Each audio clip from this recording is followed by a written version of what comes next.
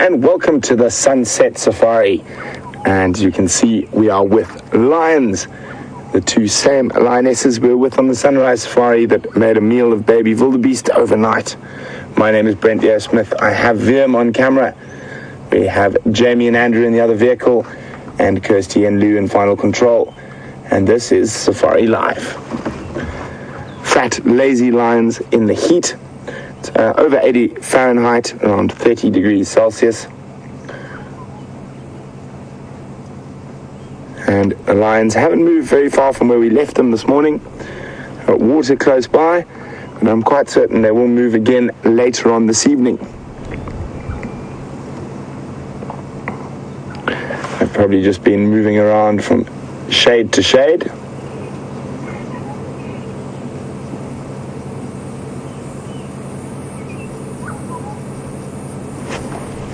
See, heavy breathing, reasonably full tummies, not overly full. Oh, bless you.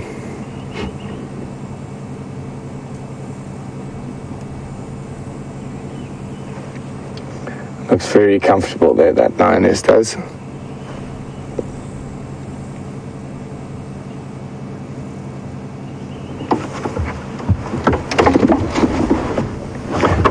Always great to start a safari with a big cat. And remember, we are live, so you're seeing these cats at the same time as I am, and you are able to ask us questions about them, and you can do that by emailing us some questions at WildEarthTV or use the hashtag Safari Live on Twitter. Probably going to sit here for a little bit longer before we move out, see what else we can find. Lions are not going to move at all during the heat of the day at this time of the year, so we'll probably head back here towards probably around 6ish and see if they're getting moving.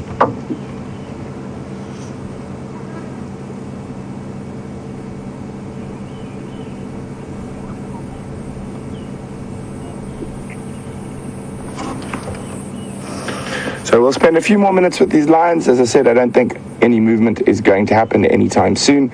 So let's go say good evening to Jamie.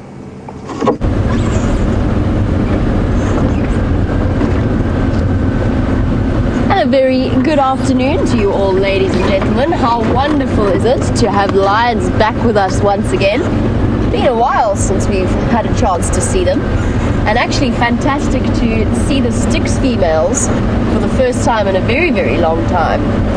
Right, well, for those of you who missed the Sunrise Safari this morning, we started trying to track down the magnificent Queen of Djuma, who's pulled one of her disappearing acts. I cannot work it out.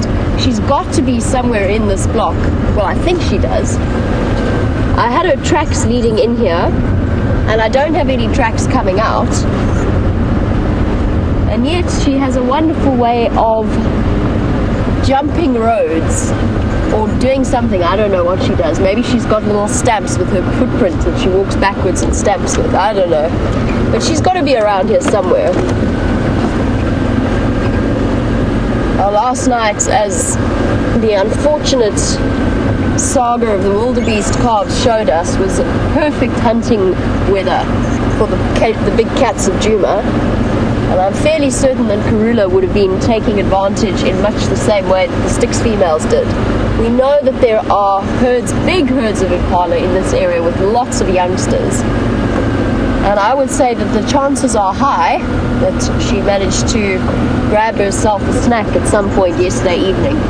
The lion tracks, the last tracks I had of her, the lion tracks at some point walked over her tracks, which tells me that they must have come from sometime really early last night. So she's had plenty of time to do her usual Karuna meandering through the bushes and disappear off.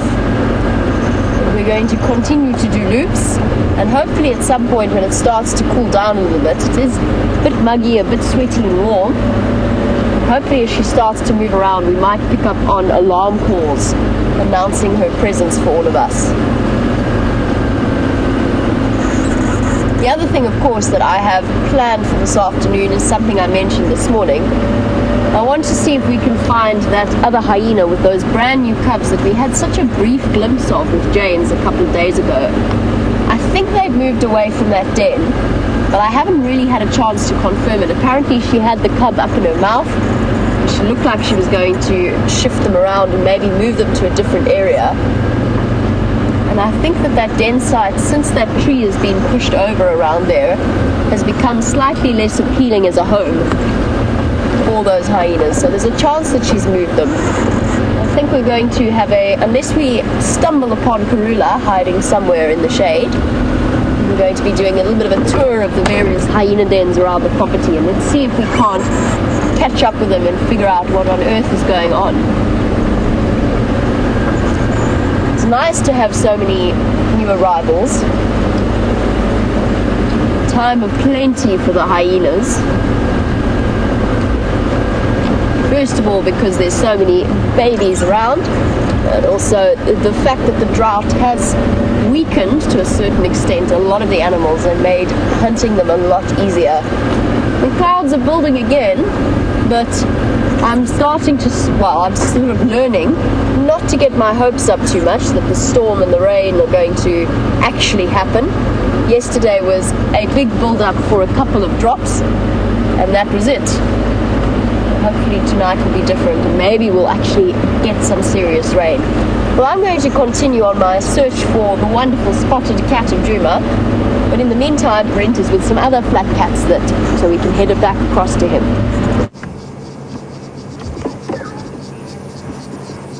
So, as I said, we're going to stay with these sleepy lions for a little bit.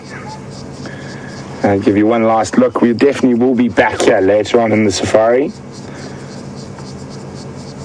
They definitely don't look like they're moving at all.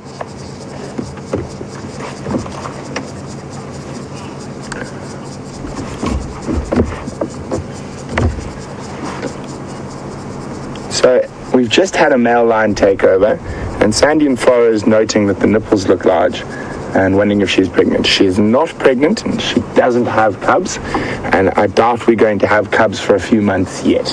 There has just been a recent male coalition takeover, so generally it's quite a bit of time before the next set of cubs will be coming through.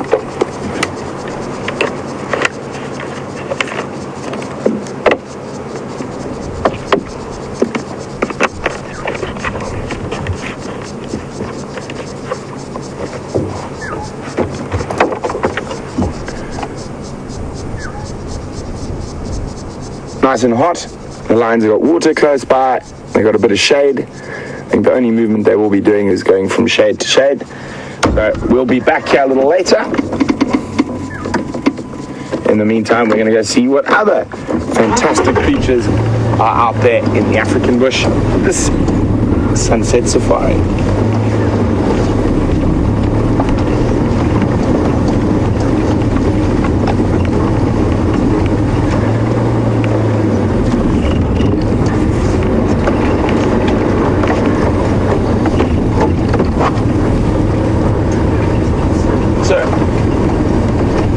Richard would like to know what percentage of prey species, specifically, let's say, buffalo and wildebeest, are killed by predators as opposed to dying naturally. Well, Richard, one could argue that being killed by a predator archer is dying naturally, but I think you're referring to old age, and I would say in an area where you have big cats and other predators, I would say very, very few ever make it to old age. When they do get to old age, they would normally be caught by a predator.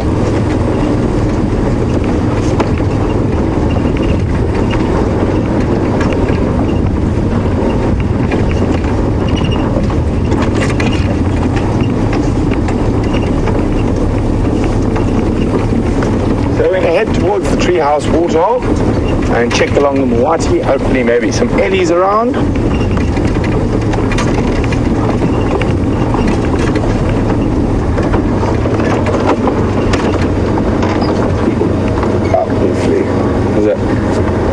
Off by that little red-billed hornbill.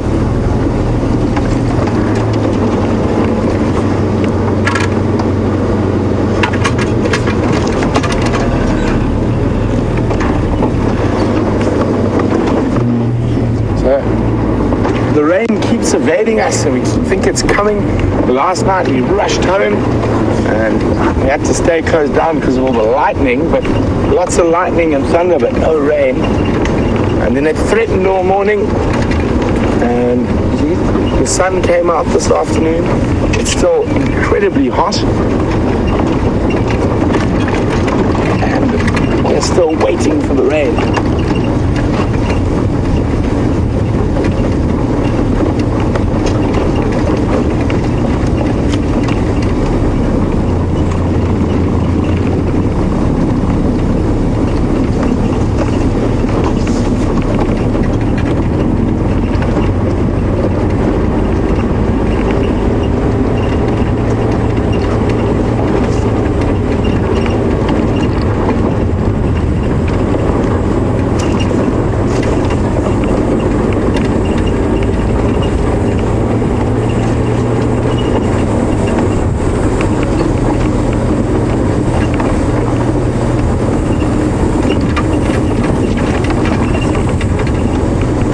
Down the road from the Lions, not too far at all. So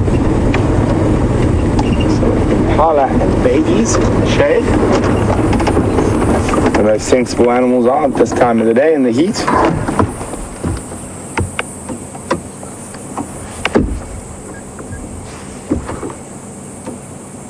Careful guys, the Lion's just up the road. Oh, so cute, the little Impala. All legs.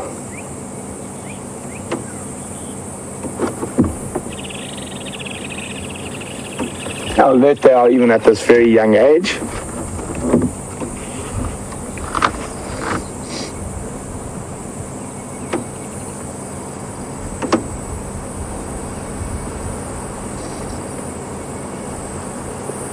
Got quite a stiff breeze this evening. Just keeping the temperature a little bit cooler.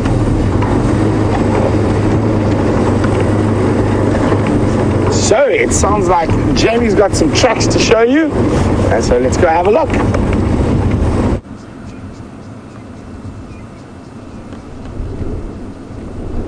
And just to give you a little bit of a demonstration as to what I mean about leopard tracks, believe it or not, what you're looking at there is the tracks of our Queen of Djuma. Well, I suspect it's the Queen of Djuma anyway, walking up the road. And I'm going to hop out so I can show some of the new viewers how the tracks work and roughly what size they are.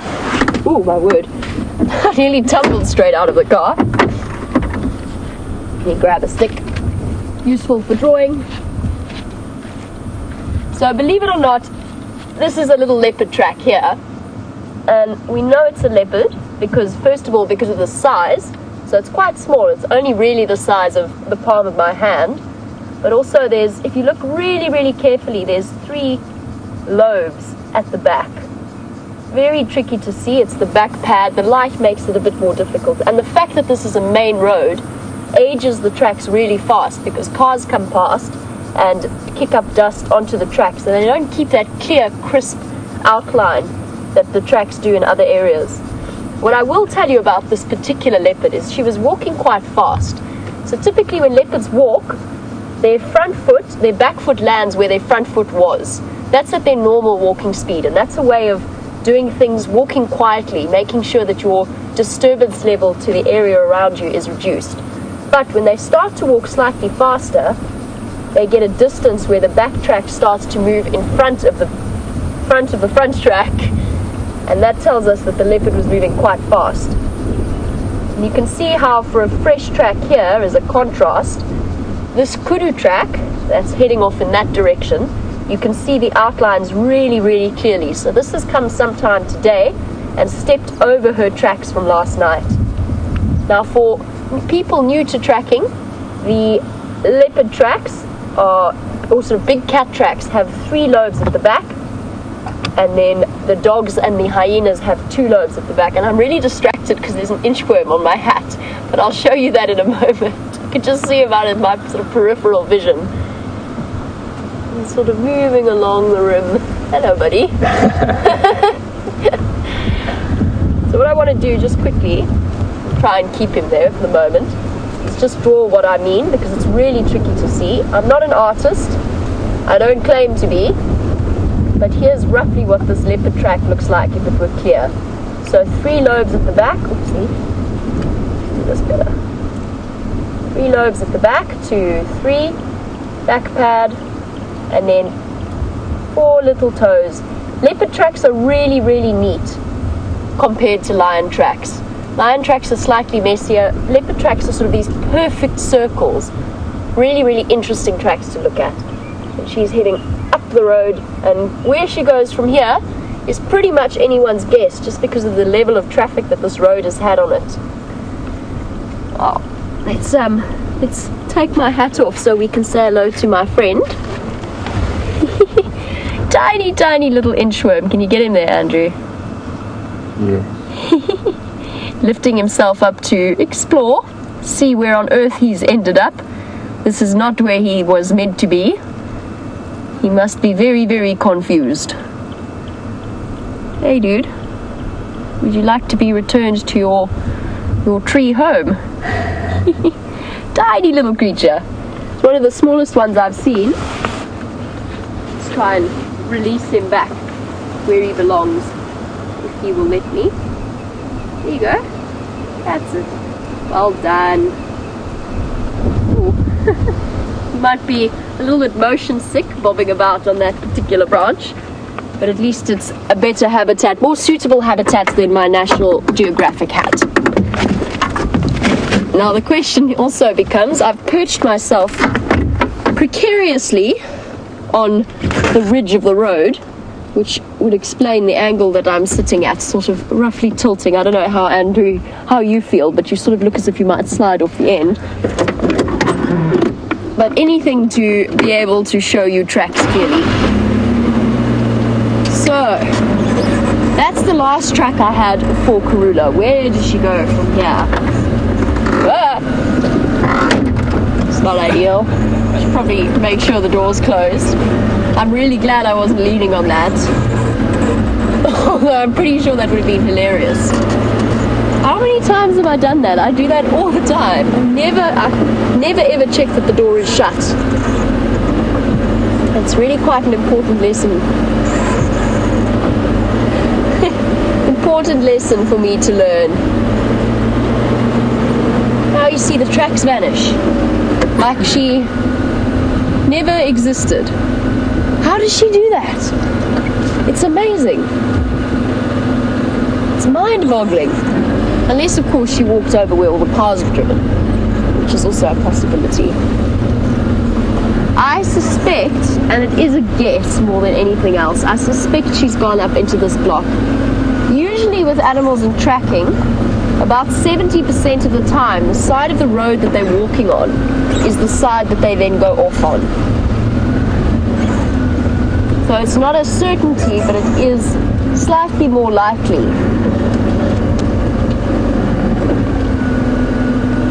These tracks are not fresh, and she would have spent, because it was cloudy today, she probably would have spent a lot of the day moving. I don't think it's worth jumping off and going for a walk just yet. I think it's worth still checking around, trying to get into Karula's head and where she's going to decide to go from here. I mentioned it this morning, but this is right on the boundary of her territory with Shadow. But I believe that Brent has a wonderful bird, so let's head across to him.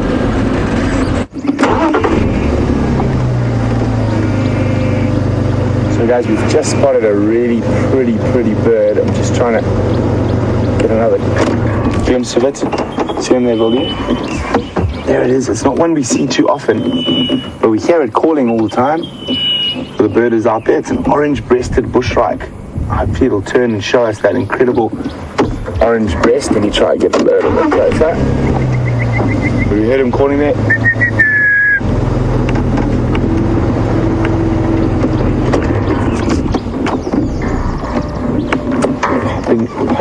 Hopping. There's another call it makes. Like, zoom in, Billy. A little bit higher.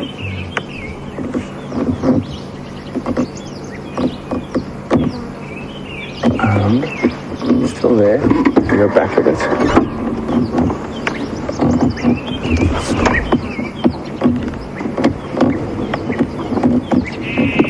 Okay, this is one of the fun things about birds. I can see them with my eye. I'm just going to find them in the monitor. Oh, there he goes. Okay, there. Quarry, top half. Okay, on the top. Go, zoom, zoom, zoom, zoom. Up.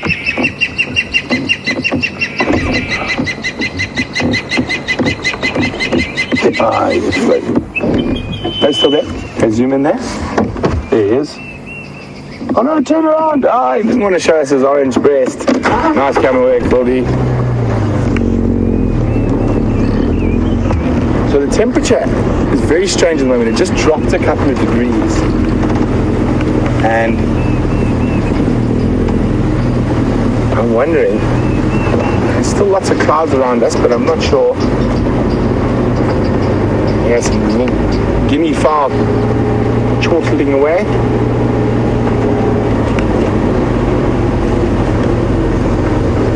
They're around here somewhere.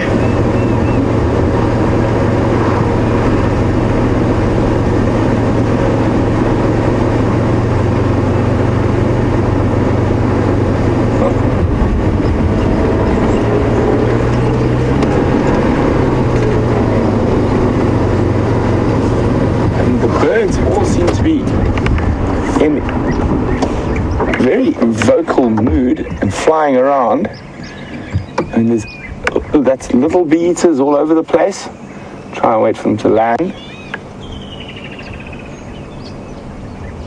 And also I just saw a European bee eater. I can hear a European bee eater. I'm just trying to spot it now.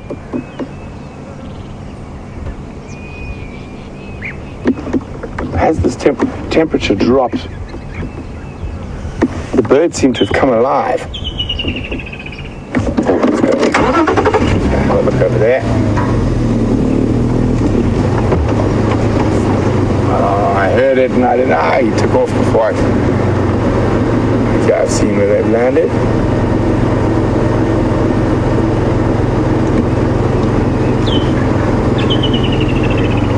Since the birds are on such fine fettle, see if we can find you a few for those keeping bird lists to add to your species. European bee eaters have migrated that way. Come to the right there, they're sitting. There's one. Now these guys have migrated all the way from Europe, believe it or not. So I've actually seen them in the south of France and in Spain. And they've come to spend the European winter in the African summer. Try and sneak forward. They are quite pretty birds. So they sit for a while. Let's try and get it on the right. We'll try and find one on the right side of the light. Oh. So if there are any new viewers out there, we encourage you guys to keep lists of your birds, mammals, trees, butterflies, whatever we might find.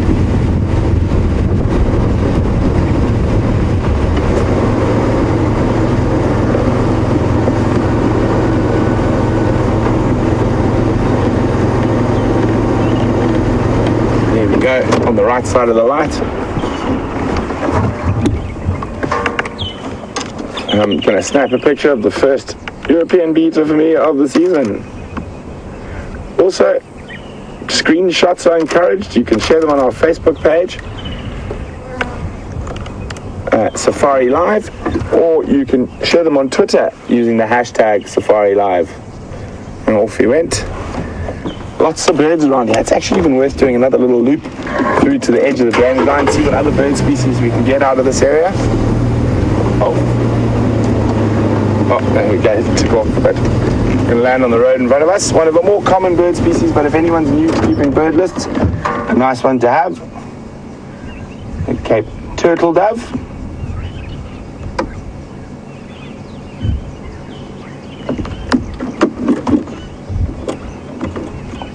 One of our more common, we hear them calling, they say Cape turtle, Cape turtle.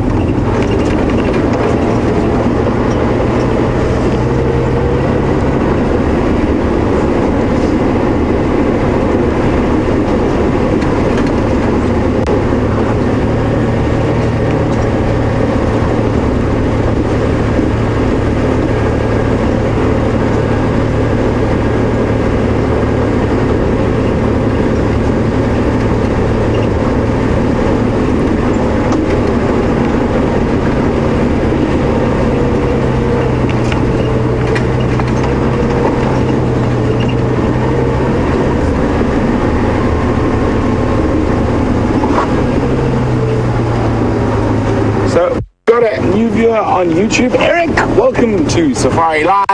I really love speaking.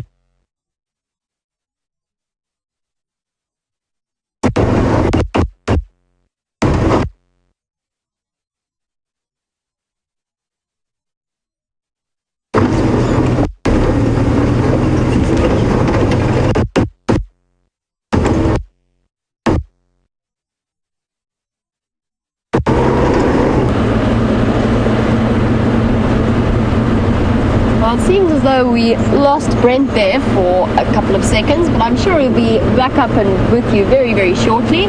I hear he's been adding prolifically to your bird list, so I will endeavour to do the same and to keep up with him. I hesitate to challenge him though, for I fear that is a dangerous pathway. At the moment, I'm working on the assumption that I might have missed Karula's tracks crossing somewhere through here, especially in the dark and the gloom.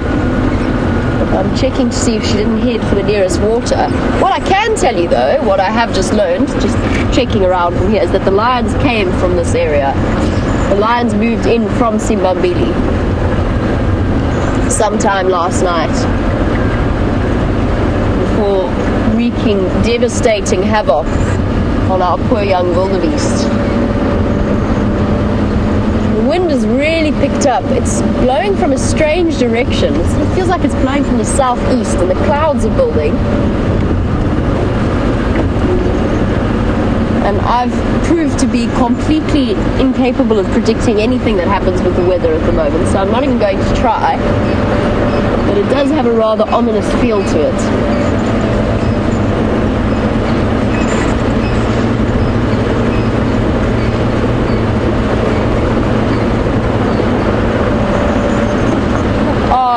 Ashley, I wish you could send some of your rain here. Apparently there's lots and lots of rain in Missouri. We really need it here. We would love to have some. I wish there was a way you could. But hopefully it will come. We just have to wait. It's always amazing how powerless we are against things like rain. Oh my word. Is that what I think it is?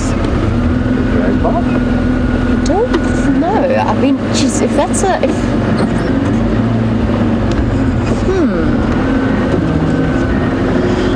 I'm looking at this enormous mark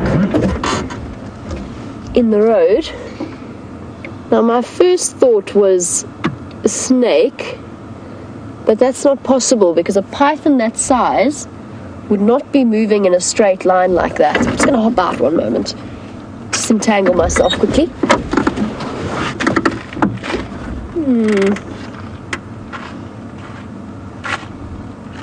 Interesting. If it is a drag mark, it's a huge animal. Which way is it going? It's definitely going this way. The sand has been pushed up in this direction. Trying to look around it to see if there's any tracks on either side.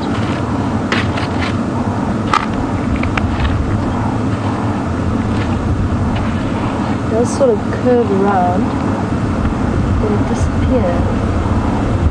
It'd be awesome if it was an enormous python. I don't think that's what this track is. Where does it go from here? Now, unfortunately, I can't investigate any further because that is Simbambili and I can't go there. But that is really interesting. What do we think that is, everybody? It can't be a python because they move in that sort of serpentine motion. They don't really use that rectilinear motion that puff adders do. They don't create that straight line. But there's no tracks around it. I thought even maybe an elephant scuffing its toe. But there's no elephant tracks. It is a mystery. Could be a drag mark. But I don't... In fact, a drag mark is probably the most likely, especially if it's a leopard drag mark. A big animal, so it was probably a male leopard. And that would potentially explain why the tracks are so hard to see. I just don't see any tracks around it.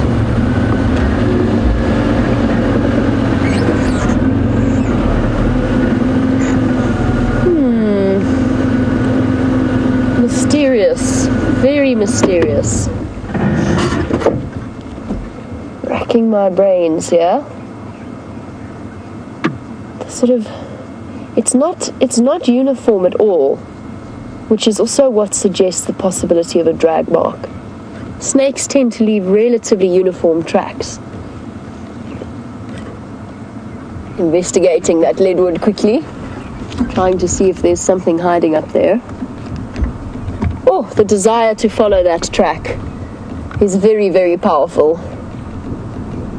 Not powerful enough, however, to go wandering and trespassing. Well, I'm fairly certain that's a drag mark. As to the animal that made it, I'm not quite sure. It could be a hyena and it could be a leopard, a big leopard.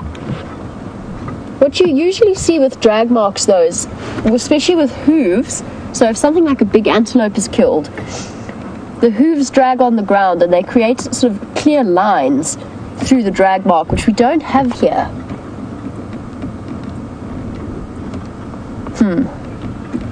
I don't know. I don't know the answer to this one. Unless it was a snake that was spread out and sunning itself here and then got a fright and moved off really fast.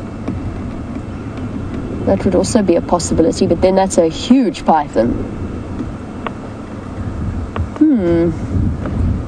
I think that might just be one of the mysteries of the afternoon.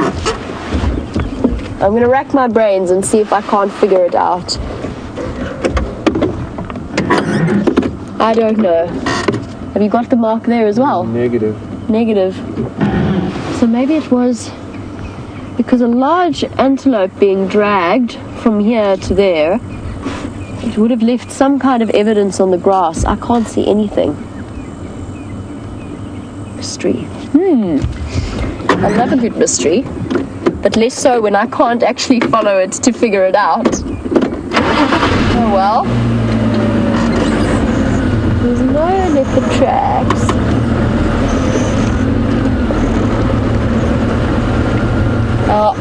Pat Cook has suggested that it might be a monitor lizard. I can't see the feet on either side. And if it is a monitor lizard, then it was dragging its belly far more than they usually do. And also it would be an absolutely enormous monitor lizard. It would definitely be the biggest monitor lizard I've ever seen. And I think if I were to see that monitor lizard, I'd actually be quite terrified.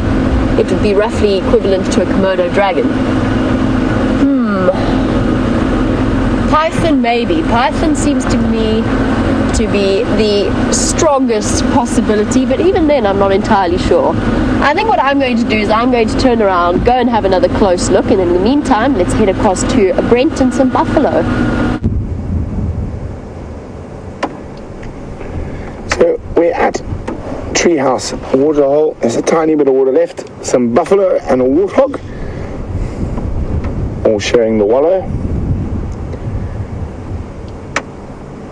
Very peculiar weather we're having at the moment though. So it's cold wind, but it's very hot. But what spooked the buffalo? That was very strange. Could be this wind that they're not so relaxed with.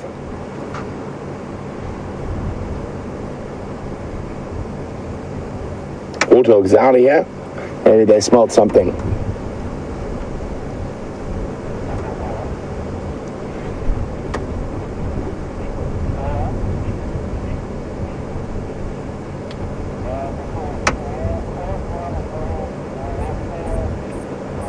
Just trying to see or hear what's around that could have startled those buffalo. Warthogs.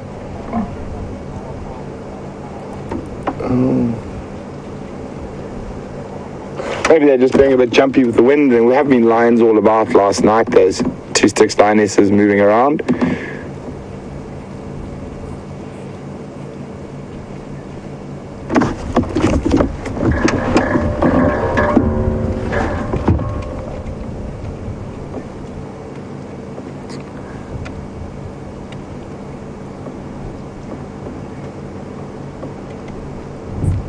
very, very quiet.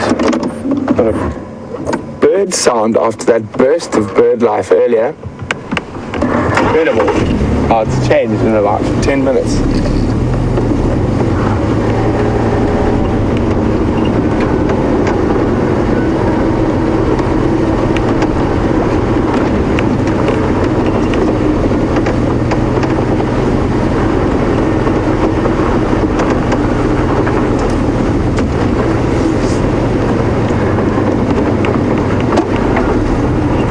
Just an update on what's going on elsewhere.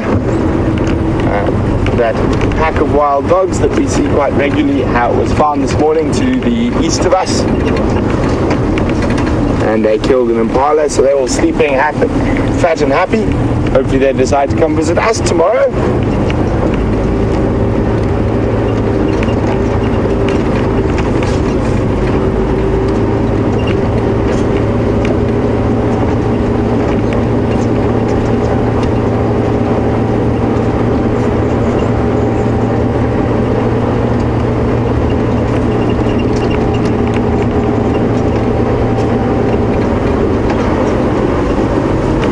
One thing about going to those water holes where the buffalo bulls are, you pick up lots of flies as friends. I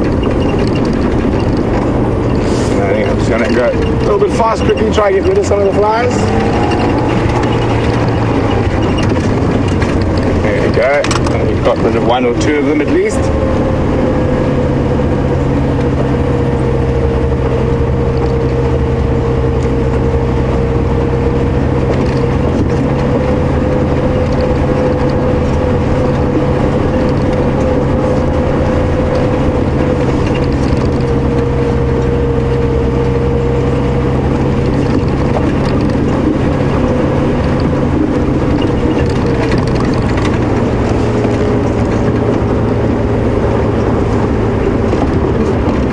Strange clouds for this part of the world at the moment.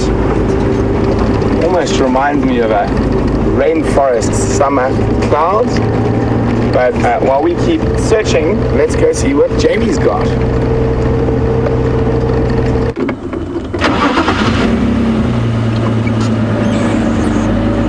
Well, I have a conclusion. It is a guess. It is a rough guess. And I've decided that I think it's probably one of the only options. Oh, I see. Is that... Am I imagining things, or is that an elephant up there? I think I might be imagining things. We'll go and investigate anyway. So my suspicion...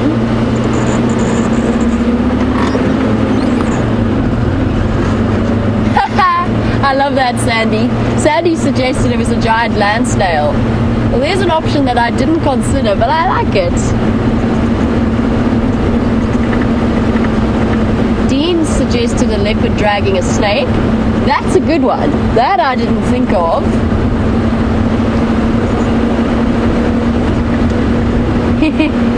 And then he has suggested that maybe it was a booby trap laid down by a lion attempting to trick me out of my vehicle to therefore, I'm guessing, then ambush me. I guess that's a possibility, but I don't think I'd make much of a meal for a hungry lion. But you never know, they might be canny. I really want to go and see what those animals were that I just saw crossing the road. So, my guess, for what it's worth, if it were a drag mark, I suspect we would have seen more evidence of it, even on that rocky soil on either side. Just because drag marks, the items being dragged tend to be heavy enough to leave that kind of impression. The only place we could see it was on that really sandy patch of road. That also combined with the fact that when I sat down and looked at it really closely, first of all, I couldn't see any tracks around it. And second of all, I couldn't see the stones, the little pebbles in the road hadn't been pulled all that far away from their original position, which suggests to me something moving over them rather than being dragged across them. So it could have been a python moving in a very strange way, or, here it is, or it was two snakes mating. And I'm not sure how many of you, I've just found Gorilla's tracks, the sneaky leopard. Sorry, distraction. How did she end up here? Where did she come from? Unless this is shadow. This could be shadow. I'll try and show you what I mean. They're actually quite nice and clear.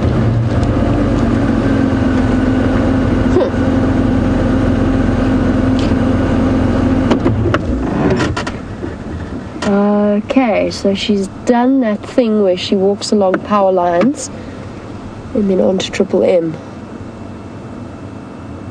Oh, curious cat. Where are you hiding?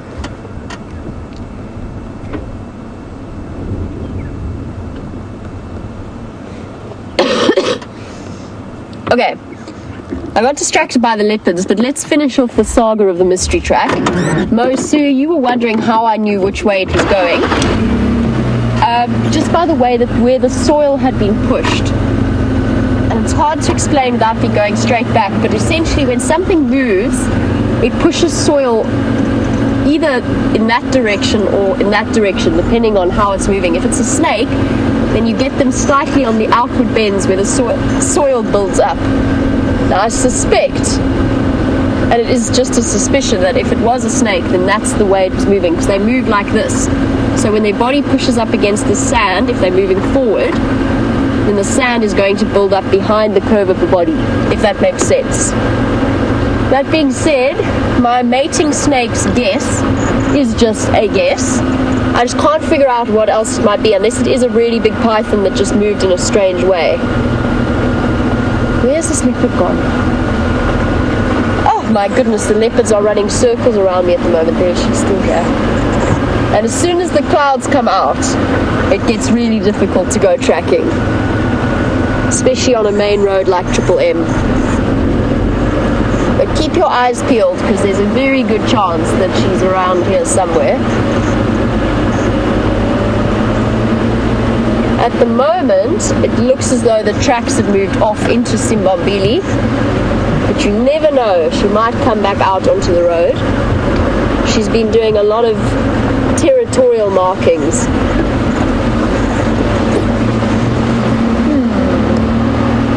So, supposition again, maybe Karula is very determinedly patrolling her territorial boundary because of that encounter that she had with Shadow recently. So she's making sure to reinforce her dominance on the western edge. And just because they're mother and daughter doesn't necessarily mean that they really want to be sharing land. But of course the territorial boundaries are fluid. So every now and again they've got to come and just reinforce and remark all of the bushes. I know that in that sighting with Brent, you will have seen how Karula sprayed, urine marked, and then Shadow urine marked in exactly the same place. So there's a little bit of a battle of wills at work here. I wonder if that isn't why. That's one option as to why she's patrolling this far west, if it is her.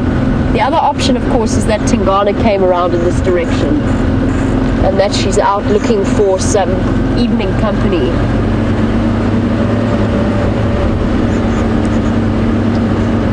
So many mysteries that the bush holds.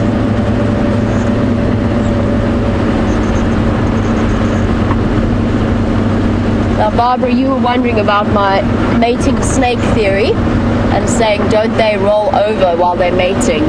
Now, I don't know if you've ever seen pictures of black mambas mating, but they sort of coil around each other and they move together in that way. So sort of coiled around together with the male's reproductive parts pressed up against the cloaca, so the opening of the female. And they move together like that. The other reason why I thought that was a possibility was that there was a mysterious mound of sand. Ooh, snake. Speaking of snakes. Sure. That was very fast. That was a very, very fast. And into the log. Sure. Sunning himself on the road. Oh, where did he go? Now, unfortunately, I can't even loop around there to follow up on where he went, just because that takes us outside of our traverse zone. looked like one of the sand snakes. A dark stripe running down its back. And it moved very, very rapidly. But that does give us a nice opportunity to show you what I mean about directions. I've got its track here, and I'll show you what I mean about the serpentine motion as well. So that snake shot off doing this, and this is the track that it's left behind. Try and position so that Andrew can show you.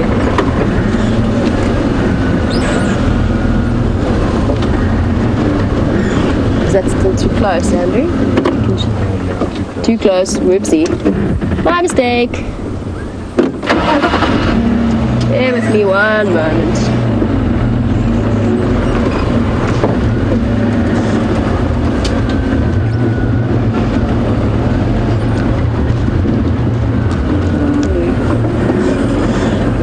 Sort of roughly see it there. There you go. On the subject of snake tracks, you can see how that curls. I'm going to jump out again. Maybe we might get another glimpse of it. I don't think so though. I think it got such a fright as we came barreling down towards it. Another pointer stick.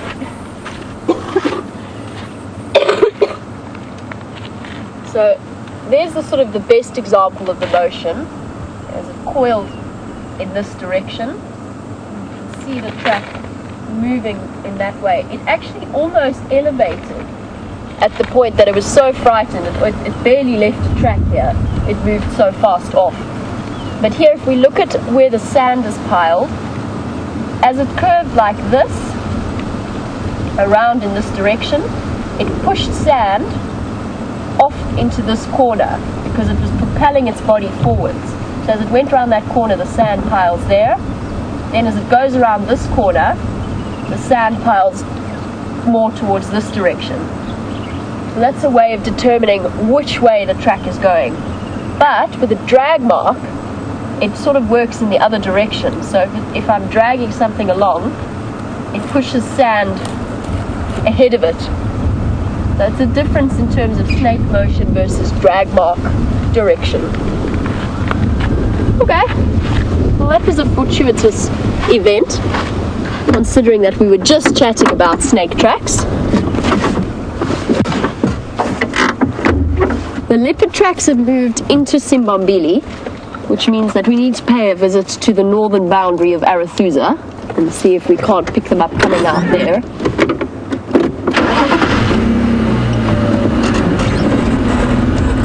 Figure out if it is Karula or if it is Shadow.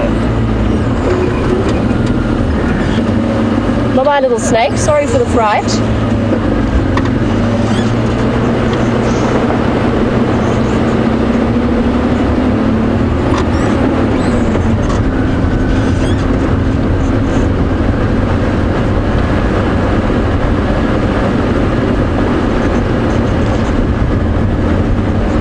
I know that Kate was wondering, we chatted a bit about the possibility of what snake it was, Andrew and I, and we thought maybe black mambas mating, creating that track. And Kate, who wants to know, if a black mamba bites another black mamba during mating, will that snake die? And the answer is they do have a level of resistance to their own venom, but they don't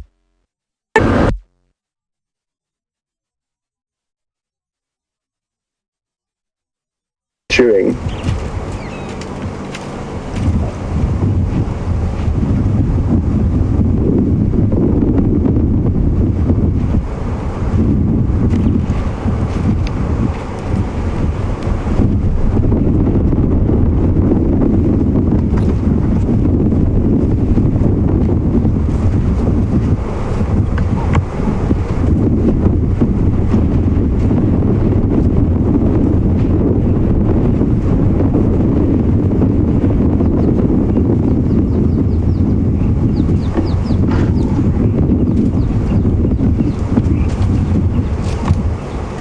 Look at that.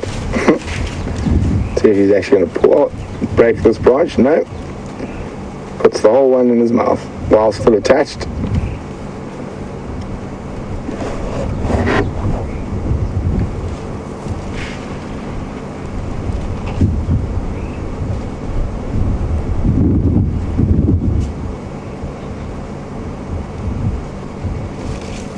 and chewed through and gone.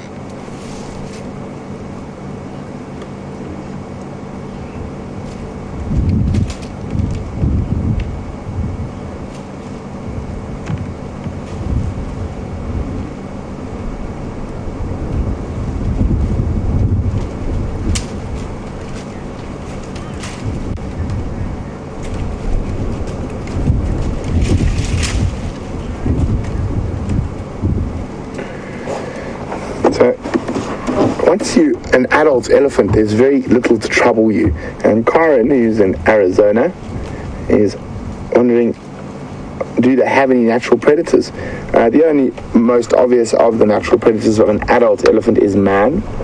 But when they're younger, lions and hyenas are potential natural predators. Or if they're sick or injured, lions and hyenas.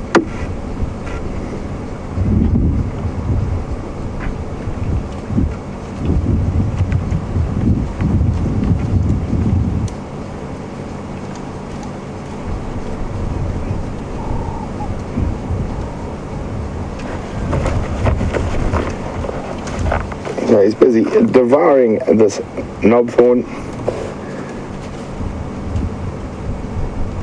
and we're going to leave him be, carry on seeing what else we can see. And while we do that, let's go see what Jamie's up to.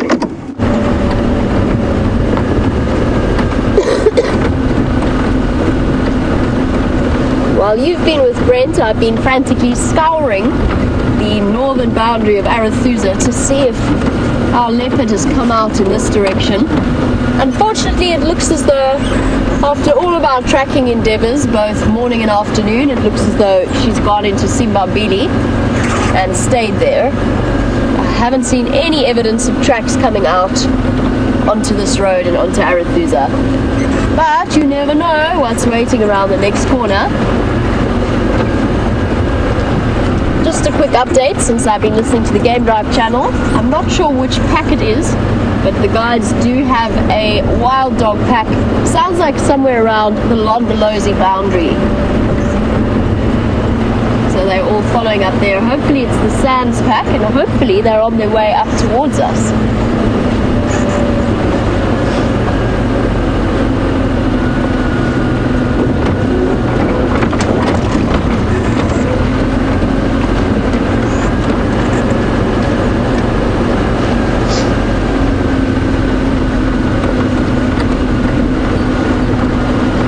James has come up with an interesting idea. Hello, Impala, why are you looking so skittish?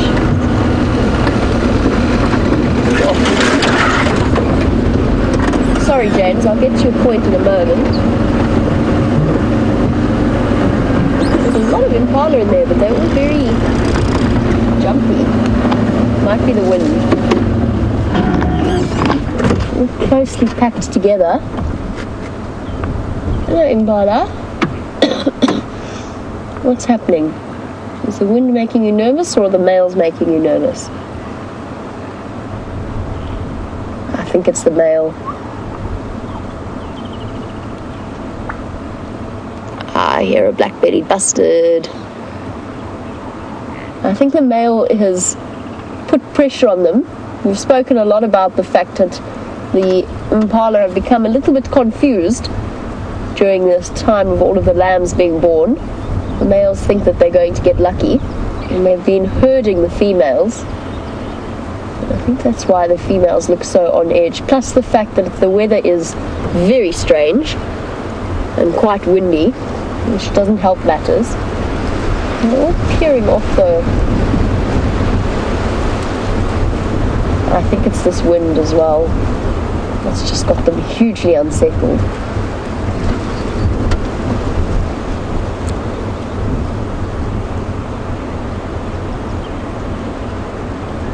Now they're madly dashing off for no apparent reason. Or some of them are anyway. Bizarre. Look, there goes the whole herd. They're all going to start going now.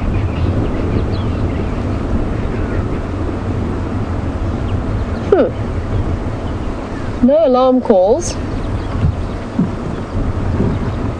There's something just spooked them. Strange. just weather and wind making them feel insecure. We keep our eyes peeled though, because there's a chance that there's a predator that they're smelling, but they're not quite sure where it is. But we'll definitely keep our eyes peeled. I want to see if I can find that black-bellied bustard that was calling as well, just because they're hilarious to watch. And while I look for him, James, you came up with this, or you've asked whether or not people ever GPS the territorial markings of the leopards and then draw outlines of their territories. And it's something that is done, and not quite to that degree that you could call every scent mark a border. So they will scent mark within their core, like center of their territory, as well as along the borders and along the outlines. It's more about placing regular scent marks throughout their territory. But scientists do record them and map them. A lot of them use software called Quantum GIS or ArcView GIS, which is a very complex mapping system that can use as a way of determining rough home ranges and territories, and then sort of core kernel densities. And it's something that I used to do not with leopards and lions, but with rhino mittens, as a way of sort of establishing their core areas and their favorite places around the reserve. So it does get done. Sorry, excuse me. But a very valid point, and yes, it is a method that scientists do use. It would be almost impossible, though, unless you were following the same animal all day, every day, to record all of the different places where they mark their territories. The reason that we know, or so clearly, where the boundary between Shadow and Karula is because we've seen them both patrolling that particular area as regularly as they do. And then, of course, the encounter that Brent managed to get on the live sunrise safari about a week ago.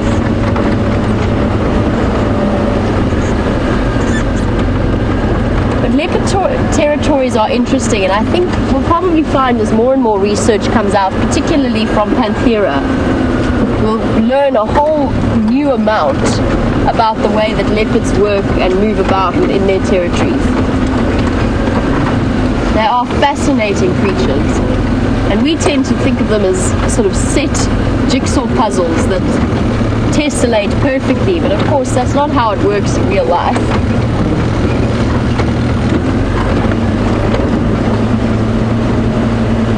And I'm sure there's lots more to be learned about, for example, the way that females populate the surrounding areas with their female offspring, and how they go about doing that in the way that Karula has done so incredibly successfully with hers.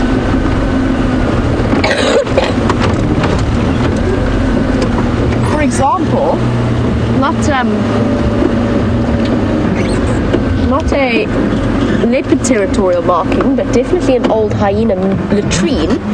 This place is peppered with these patches of white of old hyena dung.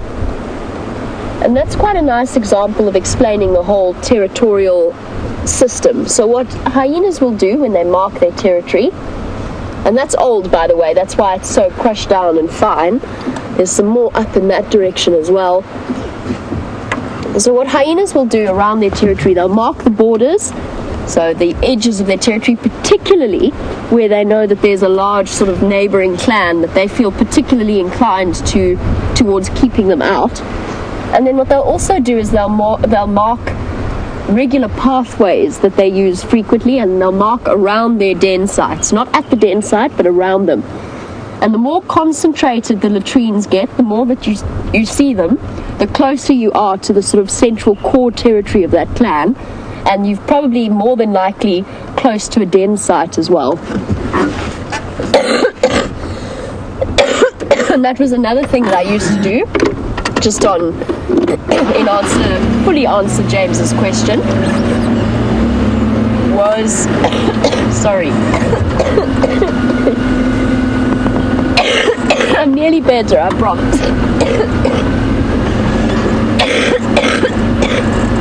Right, hyenas. That was another thing that I used to do, was sit and mark latrine sites on a map for the various hyena clans that were in the reserve that I worked in, just to get a rough idea as to where their core territories were, and then using that as a way of estimating or guessing where their new den sites might be, and then going and walking that area in a sort of a grid to try and find the den.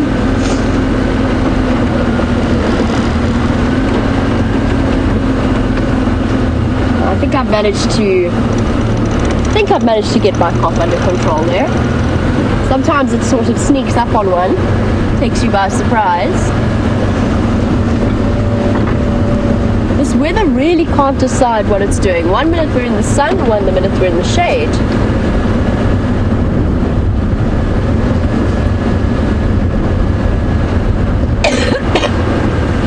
So we've just seen that really, really unusually skittish herd of impala. And Fiona, you were wondering whether or not the impalas are still giving birth every day. And the answer is it's definitely slowed down. But yes, there are still some pregnant ewes that will be giving birth every morning. But it definitely, the peak has sort of been reached, and it's now just the stragglers at the end that are starting to give birth.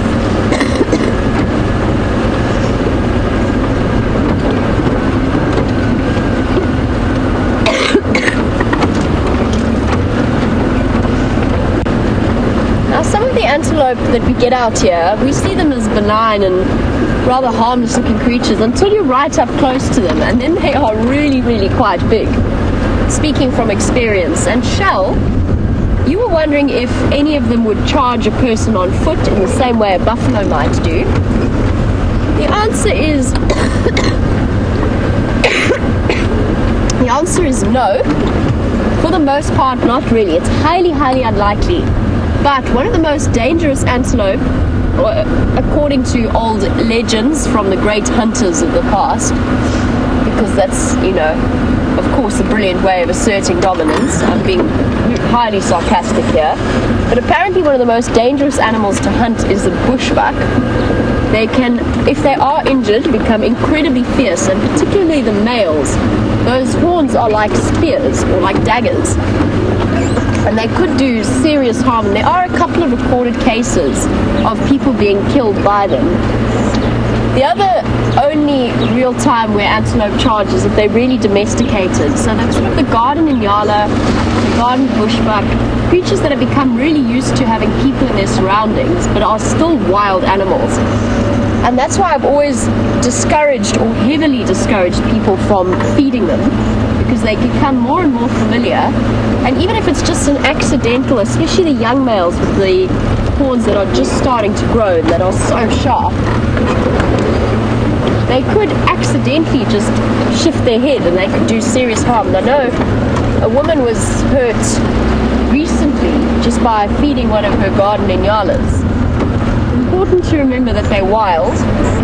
I have been charged by an inyala before. I was so incredibly surprised that I barely even reacted to it. It took me so by surprise. It was chasing my dog, and the dog ran between my legs into safety, and the inyala stopped his charge about a meter from me. And I was so surprised that I didn't even shout at him. I just watched it happen. Ah, Red Dam is not really a dam. Red Dam is mud.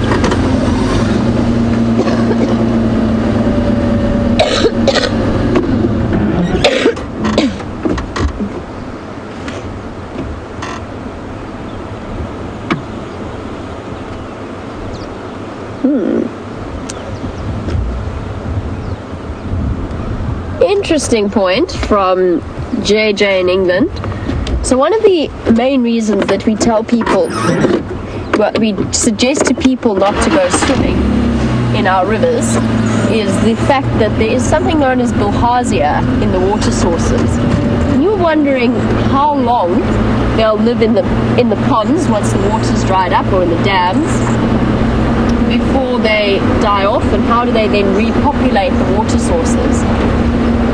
I'm going to give you a rough estimate of an answer here, but I'm not entirely 100% certain I'm right. Generally, I'm not sure about the time span in which they'll die. I don't know the answer to that, and I'm not even going to try and tell you. So maybe if there is somebody out there who can let me know, that would be hugely useful. But generally, most bilharzia is found where there's east-flowing rivers that then fill up, say, water holes and dams, and then it builds up when the river dries out ever so slightly, so it's not necessarily still flowing, but it has stagnant pools around it. That's where those snails really reproduce quite happily. So it's generally in the flowing rivers, and it's generally the east-flowing rivers, slow-flowing rivers, that you find the main sources of bilharzia. And something that is quite often a mysterious, unexpected illness, except of course if you live out here,